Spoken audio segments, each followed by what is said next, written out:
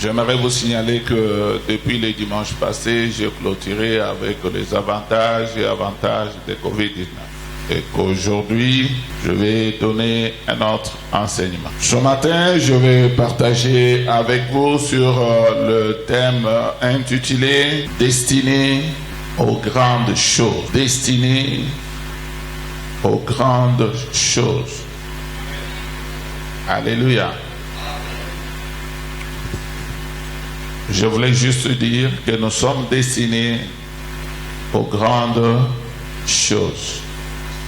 Pour bien comprendre, c'est la pensée du Seigneur ce matin pour chacun de nous. Nous allons lire Jean chapitre 14, verset 12. Je vais lire dans la Bible Thompson et chacun va lire dans sa version. En vérité, je vous l'ai dit. Celui qui croit en moi fera lui aussi les œuvres que moi j'ai faites, et il en fera de plus grandes parce que je m'en vais vers le Père. Parole de l'Éternel.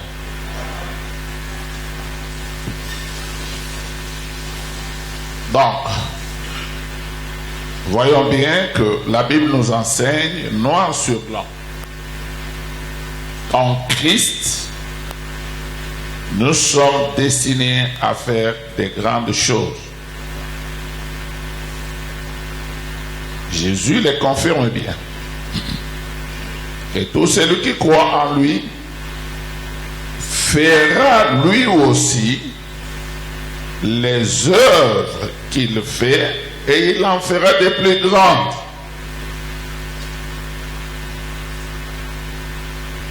J'ai toujours dit que ce que Dieu ne peut jamais faire, c'est de mentir. Si cela n'était pas vrai, Jésus n'allait pas le dire. Mais parce que c'est vrai, il l'a dit. Et surtout que Jésus ne prône pas les mensonges. Jésus est la vérité. Tout ce qu'il dit est vrai. Mais pourquoi on n'arrive pas à faire de grandes choses?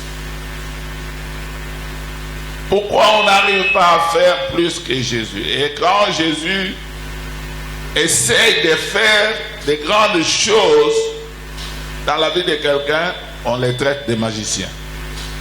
Mais cependant, lui-même l'avait dit que tout celui qui croit en lui, il fera les choses que lui-même fait. Il en fera de plus grandes. C'est pour que cela ne puisse pas amener de confusion.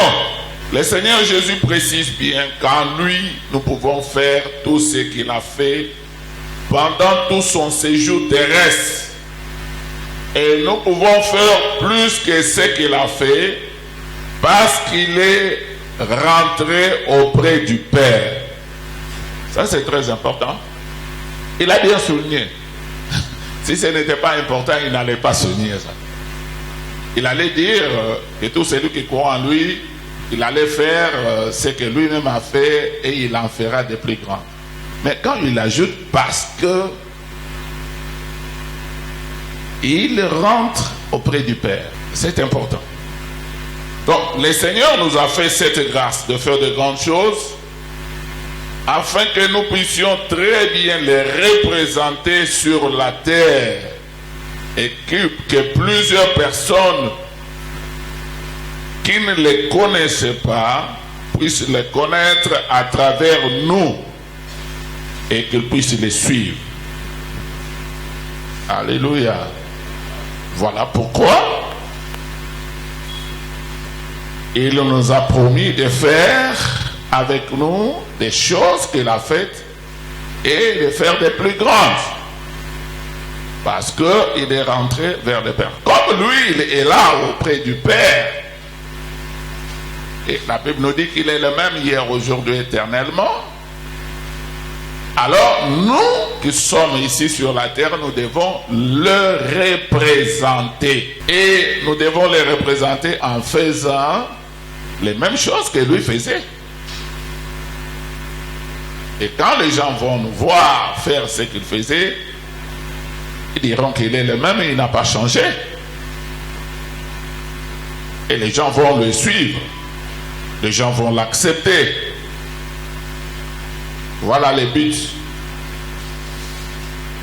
Donc, nous devons chercher dans notre vie à ce que le Seigneur fasse avec nous de grandes choses et même de plus que ce qu'il a fait.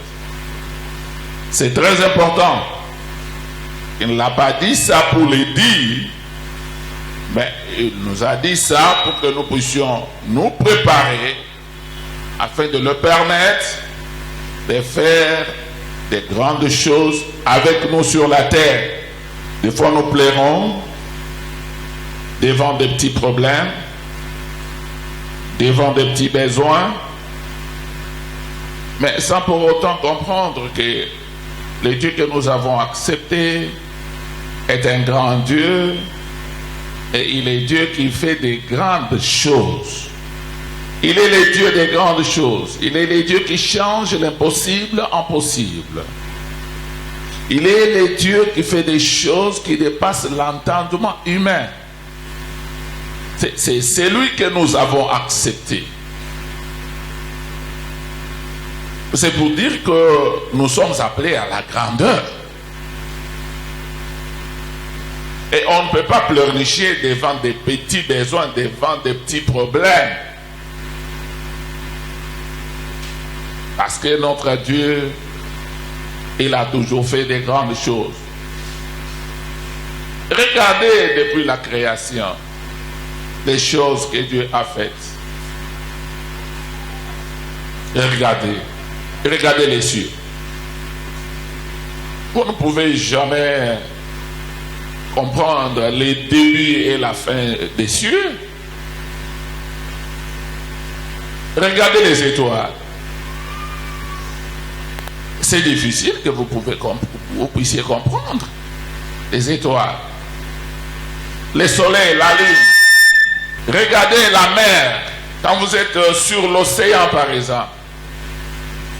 Regardez la grandeur de ces eaux-là. Et comment est celui qui a créé toutes ces choses? C'est un Dieu grand. Il est plus grand que la grandeur de tes problèmes. Il est plus grand que la grandeur de tout ce qui te fait pleurer nuit et jour.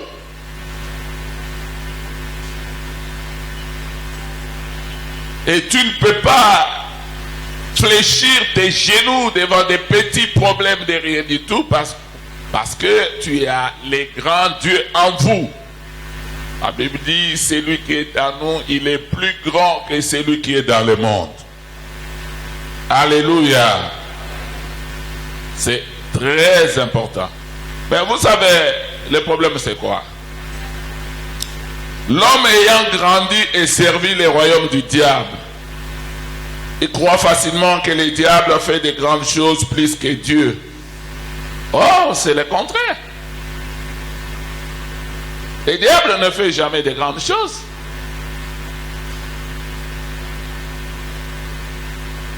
C'est lui qui fait de grandes choses, c'est Dieu. Le diable n'a jamais créé. C'est un voleur. C'est un imitateur. Il photocopie. Il n'a pas l'original. Et il vient mentir les gens du monde qu'il a la capacité de faire de grandes choses. De leur donner ce qu'ils ont besoin. C'est faux et archi faux. Il n'a rien créé. Qu'est-ce qu'il va donner aux gens? Parce qu'il n'a rien créé. Il n'y a qu'un seul créateur. C'est notre Dieu. Alléluia. Et les gens se font tromper par les diables comme ça. Et ils les suivent. Mais si vous lisez votre Bible dans Psaume chapitre 60 verset 14, la Bible dit: avec Dieu, nous ferons des exploits. Et il écrasera nos ennemis. Alléluia. Avec Dieu, nous ferons des exploits. Nous sommes appelés à faire des exploits avec Dieu. C'est seulement avec Dieu. Si tu n'as pas Dieu, pas d'exploit. Mais si vous avez Dieu, les exploits sont votre partage. Alléluia. Et les gens vont s'étonner de ce que votre Dieu est en train de faire.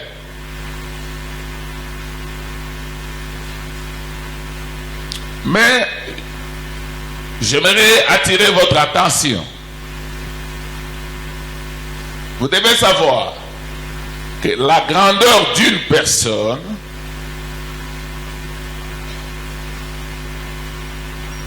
ne se mesure que par ce qu'il est et non par ce qu'il fait. Mais si tu es un homme de caractère, quelle valeur on peut te donner? Tout le monde te respecte et te met à ta place. Si tu es prostituée, quelle valeur on peut te donner? Ah, cette prostituée-là. Tu vois? Tu n'as pas de valeur. Non, ta valeur dépend de ce que tu es et non de ce que tu fais. Et beaucoup de gens ne savent pas ça. Si on ne se nourrit pas de la parole de Dieu, en la mettant en pratique, notre croissance sera hypothéquée. Et au lieu d'atteindre la maturité, nous serons toujours des enfants emportés et flottant à tout vent de doctrine. Et c'est pourquoi l'apôtre Jacques nous enseigne à ne pas être des auditeurs oubliés. J'aimerais qu'on lise Jacques chapitre 1. Nous allons commencer par verset 22 jusqu'au verset 25. Mettez en pratique la parole et ne vous bornez pas à l'écouter en vous trompant vous-même par de faux raisonnements. Car si quelqu'un écoute la parole et ne la met pas en pratique, il est semblable à un homme qui regarde dans un miroir son visage naturel et qui, après s'être regardé, s'en va et oublie aussitôt qui il était. Mais c'est lui qui aura plongé le regard dans la loi parfaite, la loi de la liberté, et qui aura persévéré, n'étant pas un auditeur oublié, mais se mettant à l'œuvre, celui-là sera heureux dans son activité. Amen. Le problème, c'est après avoir écouté la parole, il faut la vivre. Il faut la pratiquer. Il ne faut pas écouter et s'arrêter là-bas et ne pas pratiquer. Si la parole nous est envoyée, c'est pour que nous puissions la pratiquer. Et c'est la parole de Dieu qui est la nourriture spirituelle, qui nous fait croître spirituellement, qui nous amène à la maturité. Et si après avoir écouté la parole de Dieu, on ne la pratique pas, on sera toujours bébé. On ne va pas grandir. On n'aura pas la maturité. On verra notre stature physique, mais spirituellement, on continuera à faire des choses de petits enfants. On posera des actes de petits enfants. Et il n'y aura pas moyen que Dieu fasse avec nous de grandes choses. Et nous prendrons Dieu pour menteur. Dieu a dit, Dieu nous a promis, mais il ne réalise pas. Mais il ne réalise pas. Est-ce que toi tu es mature? te donne ça, est-ce que tu sauras gérer cela? Est-ce que cette bénédiction donnera gloire à Dieu? T'aidera à continuer à persévérer dans les Seigneurs? Ou bien t'amènera dans le monde? Pensez à la parabole du semeur. La Bible nous parle d'un semeur qui a des graines. Il y avait des graines qui étaient tombées dans les sables. Les oiseaux l'ont bouffé. Des graines qui sont tombées dans les rochers et qui n'ont pas pu germer à cause du soleil. Ils ont été brûlés. Ceux qui sont tombés dans les épines, ils ont essayé de germer et les épines les ont étouffés et aussi n'ont pas pu germer et donner des fruits. Mais il y avait une graine qui était tombée dans la bonne terre. Elle avait donné 30 fruits. L'autre graine avait donné 60 fruits. Et l'autre avait donné 100 fruits. Vous êtes plantés dans la maison de Dieu pour apporter du fruit. Et apporter des bons fruits qui témoignent votre maturité spirituelle. Une église qui ne donne pas de fruits, c'est une église qui ne se multiplie pas. Parce que la multiplication se fait par des fruits que l'arbre donne. L'arbre va se multiplier à travers les fruits qu'il a donnés. N'est-ce pas ça? N'est-ce pas ça? Si vous voyez une église qui ne se multiplie pas, qui ne grandit pas, il y a un problème. Ses membres ne grandissent pas. Il y a un problème. Parce que la multiplication se fait par des fruits que l'arbre donne. Et si vous voyez un arbre donner de mauvais fruits, il y a un problème. Personne ne viendra auprès de ces fruits-là cet arbre-là pour chercher ses fruits. Parce que ce sont de mauvais fruits. Il en est de même d'une église où les membres donnent de mauvais fruits. Qui ira chercher Dieu dans cette église-là? Pour avoir quoi? Des mauvais fruits? Ce sont des principes naturels et nous devons comprendre ça. Donc quand vous arrivez à la maturité, vous devez porter des fruits en devenant une bénédiction pour l'église. Vous devenez une solution à beaucoup de problèmes de l'église et non devenir vous-même problème à la bonne marche de l'église et bloquer ainsi l'avancement de l'église. Nous pouvons nous inspirer de Dorcas.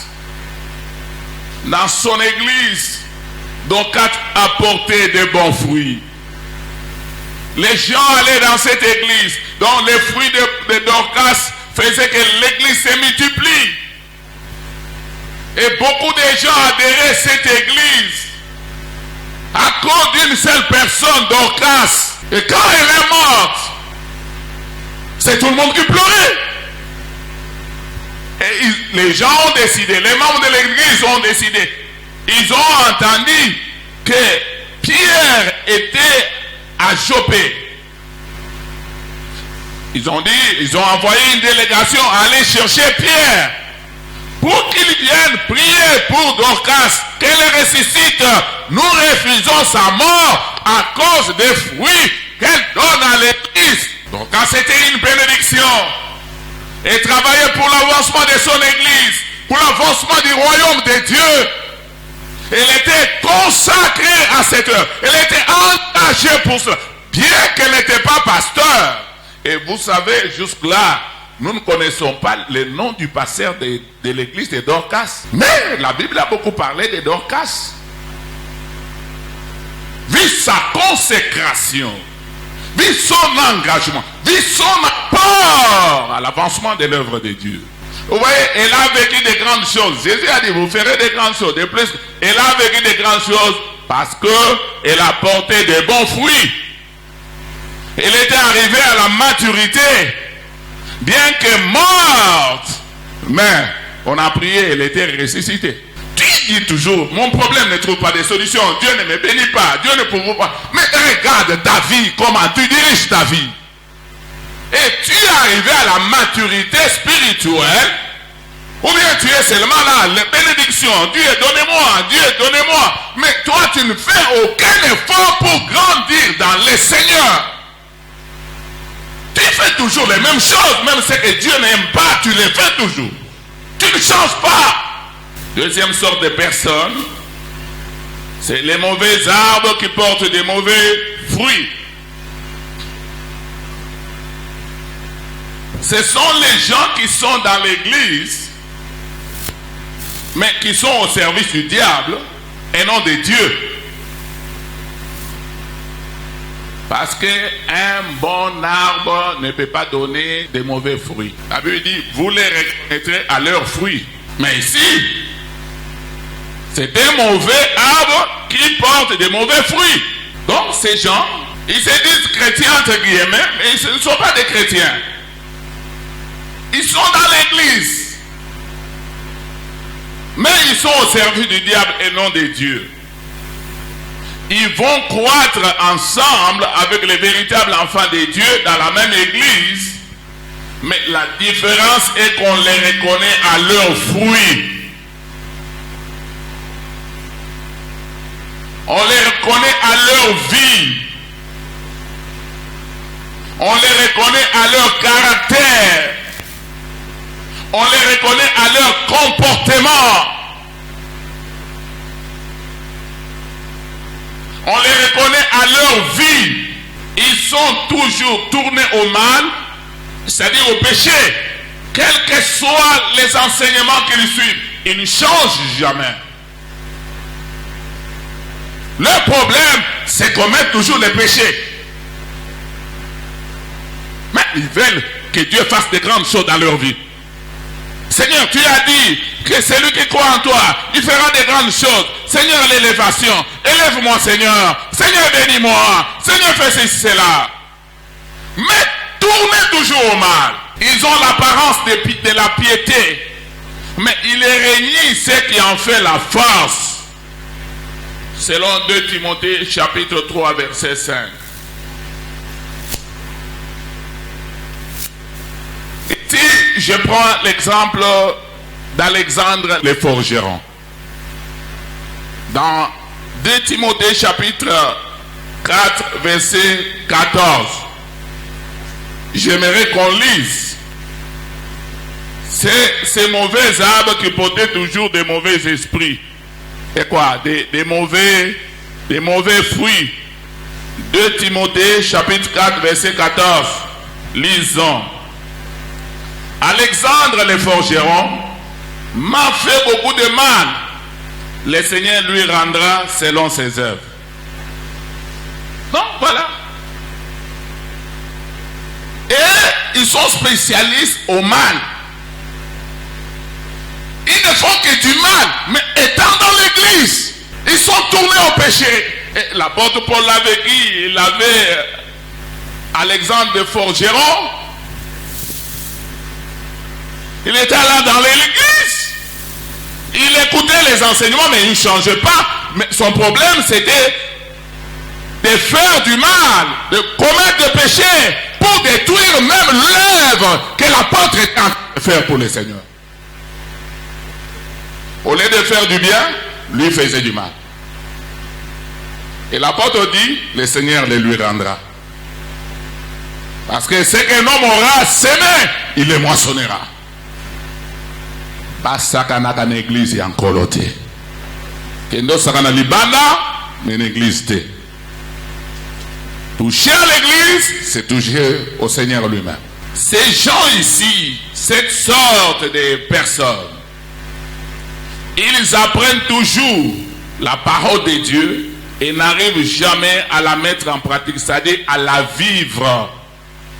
Mais ils apprennent toujours. Sont là, vous prêchez. Il les récite même les versets, les points-virgules et les virgules. Mais, ils ne vivent pas ça. Ils ne laissent pas la parole de Dieu transformer leur vie. C'est comme les canards. L'eau de pluie peut tomber sur les canards, mais dès qu'il fait ça, ça part. Les canards restent le même. C'est comme ça avec ces gens-là. Ils écoutent la parole, mais ils n'arrivent jamais à mettre la parole de Dieu en pratique. Apparemment, vous les voyez chrétiens, mais ils ne sont pas chrétiens. Parce qu'ils ne sont pas nés de nouveau. Ils ne marchent pas dans la crainte de Dieu. Ils ont accepté Dieu des lèvres. Leur cœur est éloigné de Dieu. Mais ils apprennent toujours. Ils apprennent toujours. Au lieu d'être une bénédiction pour l'Église, ils sont toujours un problème à l'Église en créant beaucoup de difficultés à l'Église. Et bloquent ainsi sa croissance ou son avancement.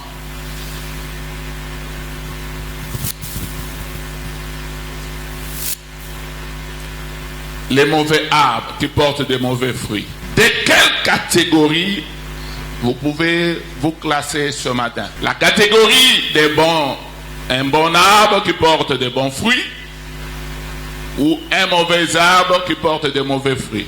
Chacun de nous est libre de donner sa réponse et de répondre à la préoccupation du Seigneur ce matin. Mais quand je lis dans 2 Timothée chapitre 3 verset 5, la Bible nous demande de nous éloigner de ces gens-là qui ont l'apparence de la piété, mais qui renient ce qui en fait la force. Les gens-là qui constituent les mauvais arbres, qui portent des mauvais fruits, qui ne sont pas une bénédiction pour l'Église, il faut s'éloigner de ces gens-là. C'est ce que l'apôtre dit. Pourquoi il faut s'éloigner d'eux? Mais vous savez, la Bible se complète par elle-même, ou la Bible s'interprète par elle-même. Pourquoi il faut s'éloigner d'eux? Il faut s'éloigner d'eux car la mauvaise compagnie corrompt les bonnes œuvres. Les fruits pourris, quand vous les mettez à côté du bon fruit, les pourris vont contaminer les bons. Voilà pourquoi il faut se séparer de telles personnes. Les gens qui ne craignent pas Dieu. Les gens qui ne sont pas une bénédiction pour l'Église. Mais les gens qui sont un problème pour l'Église. Les gens qui ne travaillent pas pour l'avancement de l'Église. Parce que c'est à travers le fruit que nous donnons que l'Église va se multiplier, que l'Église va aller de l'avant. La reproduction de chaque arbre se fait par ses fruits. La Bible dit que tout arbre qui ne porte pas de bons fruits sera coupé et jeté au feu.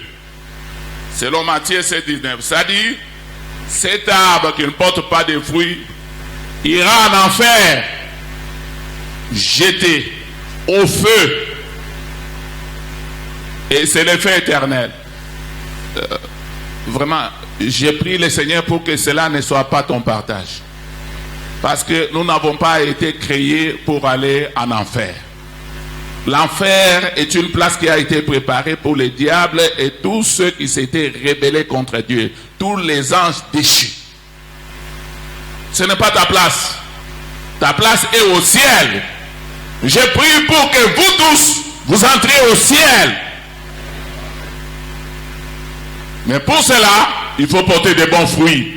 Pour que Moïse accomplisse de grandes choses avec Dieu dans sa vie, il fallait qu'il atteigne la stature parfaite de Dieu. Suivez-moi très bien. En d'autres termes, il fallait que Moïse revête le caractère de Dieu qui démontrait sa maturité spirituelle.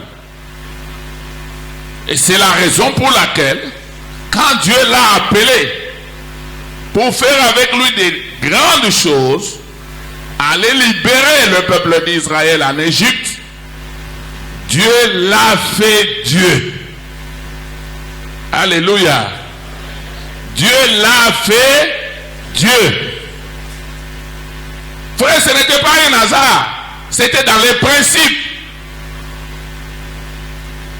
Et vous voyez comment il avait discuté avec Dieu. Ça montre l'insuffisance qu'il avait. Ça montre qu'il n'avait pas vraiment la maturité qu'il fallait. Il avait besoin que Dieu le capacite pour la mission qu'il devait accomplir. Et c'est pourquoi Dieu l'a fait Dieu.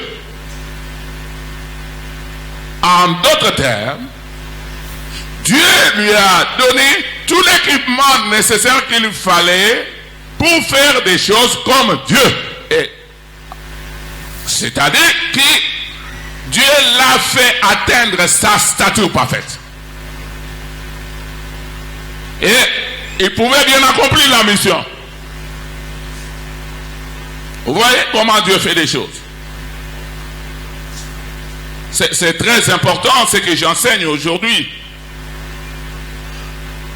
Et quand Dieu l'a fait Dieu, il a atteint la maturité. Il a atteint la stature parfaite de Dieu. Il est devenu Dieu. Rien ne pouvait lui être impossible. Il pouvait faire des grandes choses sans difficulté. Il pouvait libérer le peuple d'Israël. C'est ainsi qu'il pouvait transformer sa verge en serpent. Un homme ordinaire ne pouvait pas faire cela. Donc, il a commencé à faire des grandes choses. Il pouvait séparer les eaux de la mer Rouge. Il pouvait faire jaillir l'eau du rocher. Il pouvait jeûner pendant 40 jours, 40 nuits, sans rien manger, sans rien boire. Et aucune personne n'a jamais fait cela. Pourquoi? Parce que Dieu l'a fait Dieu.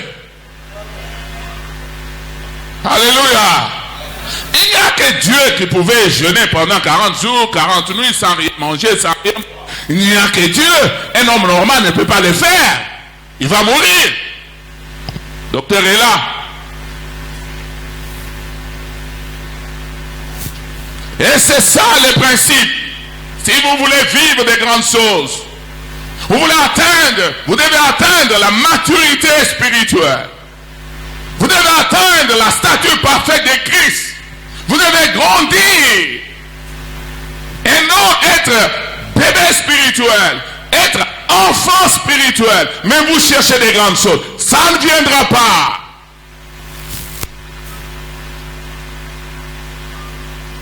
Prenons le cas de l'apôtre Paul. Dieu ne pouvait pas l'utiliser dans les miracles extraordinaires. Vu ce qu'il avait fait dans sa vie, il avait grandement servi les diables. Et il y avait encore des séquelles en lui. Il avait des problèmes. Vous savez que quelque part, il dit, malheur à moi, qui me délivrera de quoi? Qui me délivrera de quoi? Vous ne connaissez pas la Bible? Hein? Alléluia. C'est pour vous dire que malgré sa conversion, mais il y avait encore des péchés qui étaient attachés à lui. Il luttait avec les péchés. Mais voilà, et Dieu ne pouvait pas l'utiliser dans des choses extraordinaires parce qu'il n'avait pas atteint la maturité, la stature parfaite de Christ.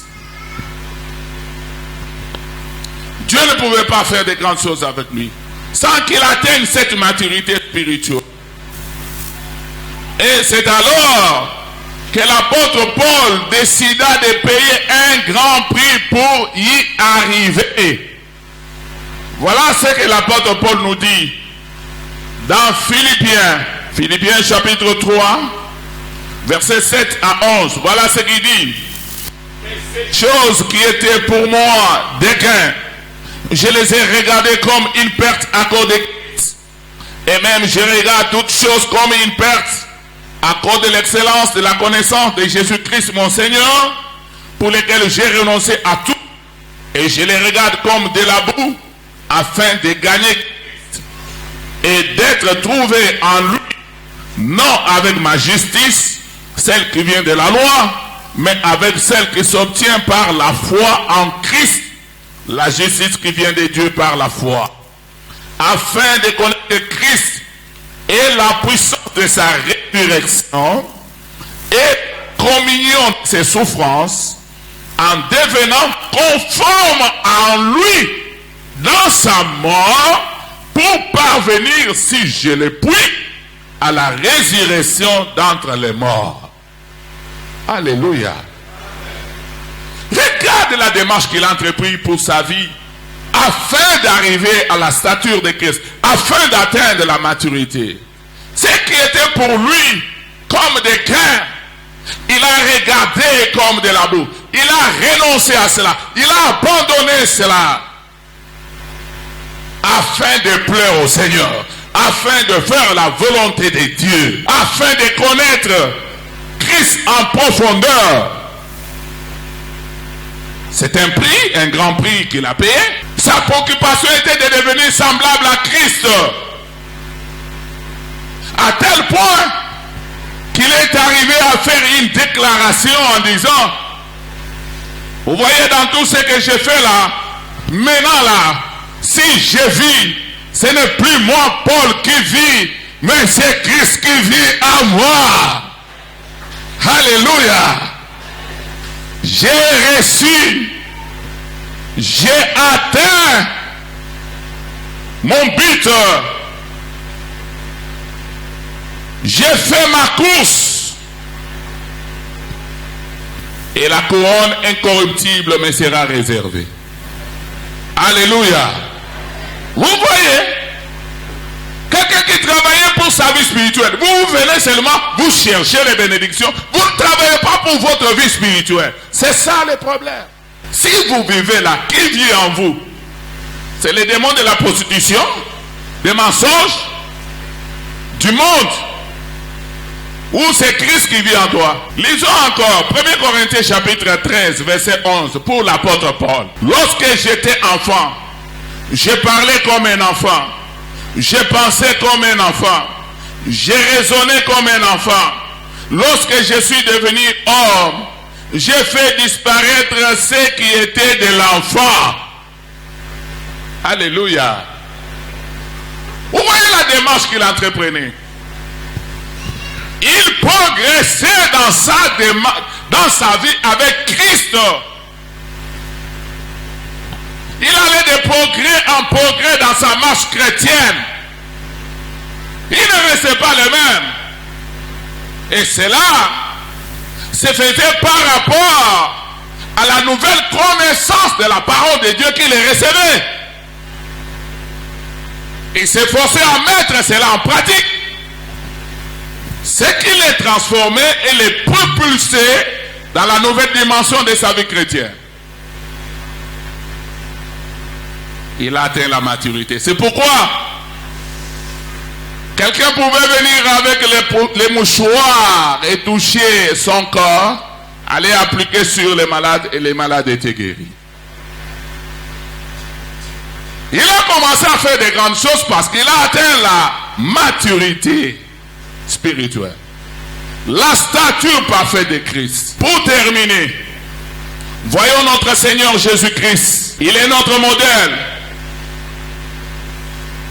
Mais Dieu ne pouvait pas commencer à faire avec lui de grandes choses sur la terre avant qu'il n'atteigne la maturité spirituelle.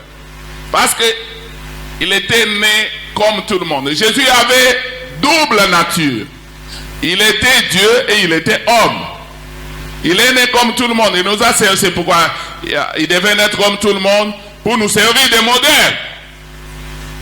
Pour que nous puissions voir comment il a grandi, comment il a fait, comment il a servi le Seigneur, afin que cela nous aide aussi, nous les hommes de la terre.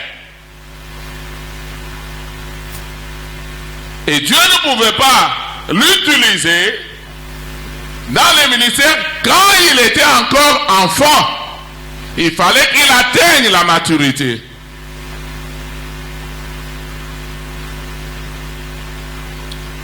Et c'est pourquoi Dieu a attendu jusqu'à ce qu'il atteigne l'âge de 30 ans.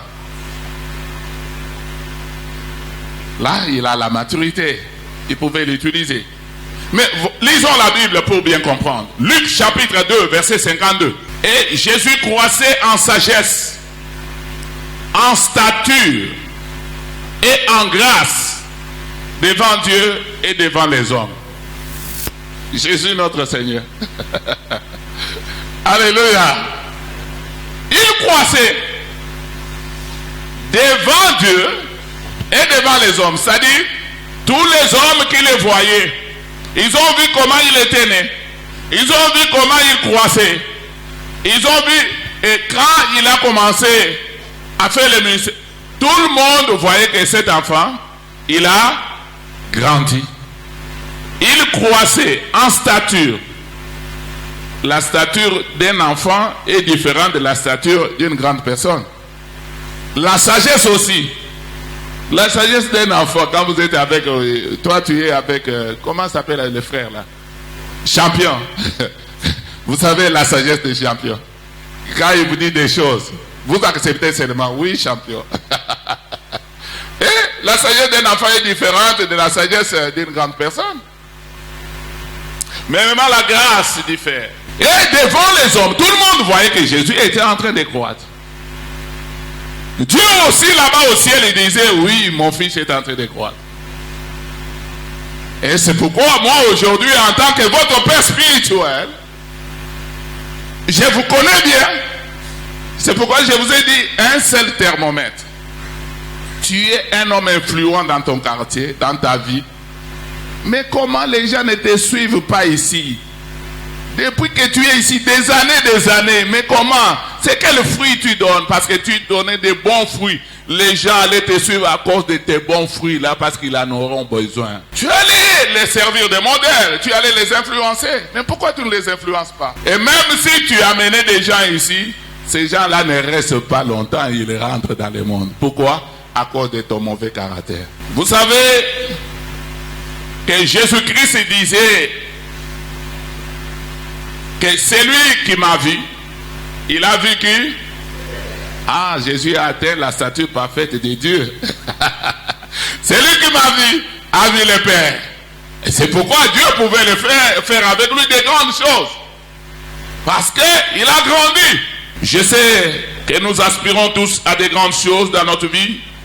Mais voilà la réalité du royaume de Dieu.